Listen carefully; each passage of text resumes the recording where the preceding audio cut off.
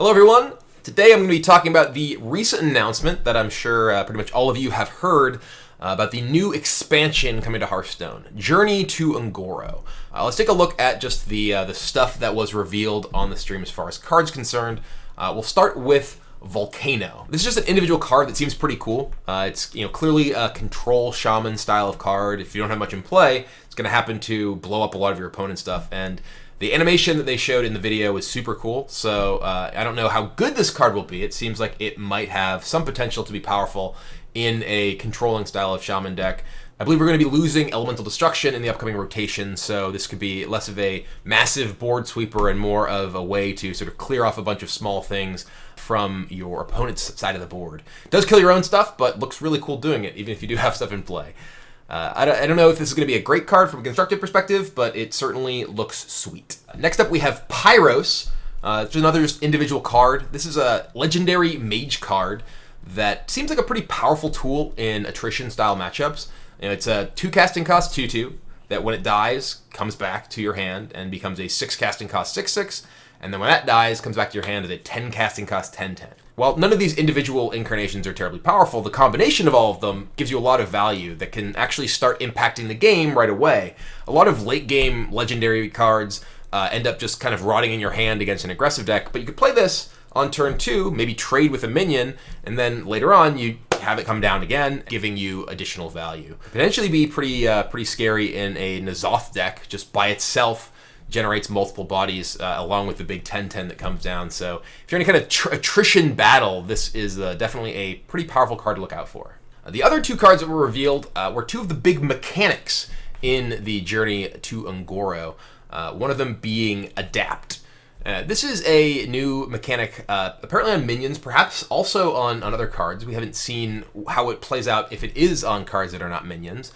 But essentially, it's kind of like a discover effect. It gives you options when you play the card as to what effects it gains. So for instance, we were shown the Verdant Longneck, which has Battlecry Adapt. It's a 5-cost 5/4 beast, which is not very powerful by itself, but can gain all kinds of abilities like Divine Shield, Taunt, additional attack, Wind Fury. There's a total of 10 possible combinations or 10 possible abilities that any minion with Adapt can have. So it's an interesting mechanic because, A, it's somewhat unpredictable, but it has a range of possibilities that you need to consider every time you play a minion with Adapt. It allows you to make decisions during the course of the game that you can be rewarded for picking the right thing at the right time. Obviously, certain abilities are going to be generally more powerful than others, but depending on the context, depending on what your opponent is doing in the game, you might want to go to something which normally would be less powerful. For instance, Divine Shield, very powerful mechanic,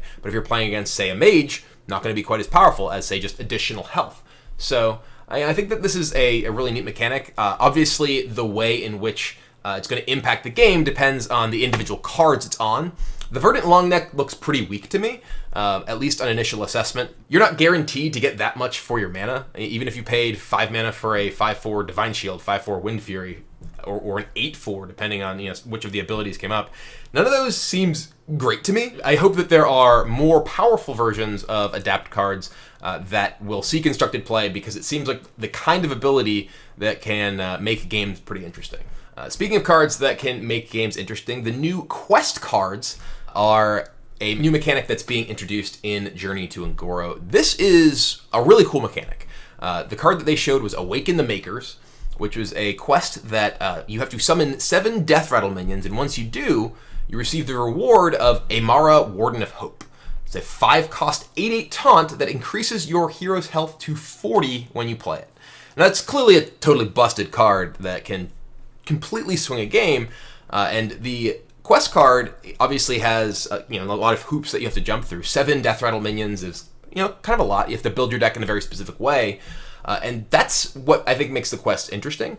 They're guaranteed to start in your hand when you put them in your deck. So you start your quest as soon as the game begins, and you have kind of this mini game of what you're trying to do during the game. Obviously, this particular one I think is pretty straightforward. It's not like your opponent's going to stop you from playing Death Rattle minions in a meaningful sense. But I'd really like to see quests that are things that your opponent can somehow interact with. Say it's kill a certain number of minions, or do certain damage in a turn, or whatever. I would really like to see there be sort of in-game like mini quests as opposed to just being things that are deck building restrictions essentially. This is, you want to build your deck in a certain way, and that's great. I think it's cool to have cards that encourage you to go down a particular path to a certain degree that you might not otherwise. Obviously, this is a card that could go into a deck that otherwise would just play N'Zoth, for instance. But it's a bit more extreme because it wants you to do this particular thing as early as you can in the game to get the biggest bonus out of it. So, a N'Zoth deck might only have a handful of very powerful death rattles, but this wants you to play a lot of death rattles to gain the benefit.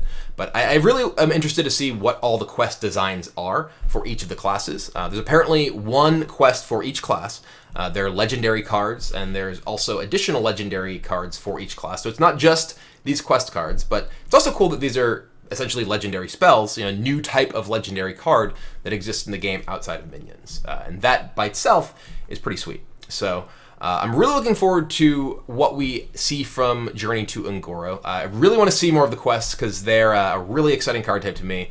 And, wanted to see what other sweet cards are out there. Lots of elementals, apparently. Lots of old cards are being remade into elementals. Apparently Ragnaros is now elemental. Magma Rager's now an elemental. Exactly what that means, we don't know yet, but I'm definitely looking forward to finding out. So apparently the set is going to be releasing early April, and we're going to start seeing more cards in mid-March. So definitely curious to see what speculation people have as to what they think the other quests might be. Anyway, let me know what you think. I'm definitely very excited for Journey into Un'Goro, so see you there.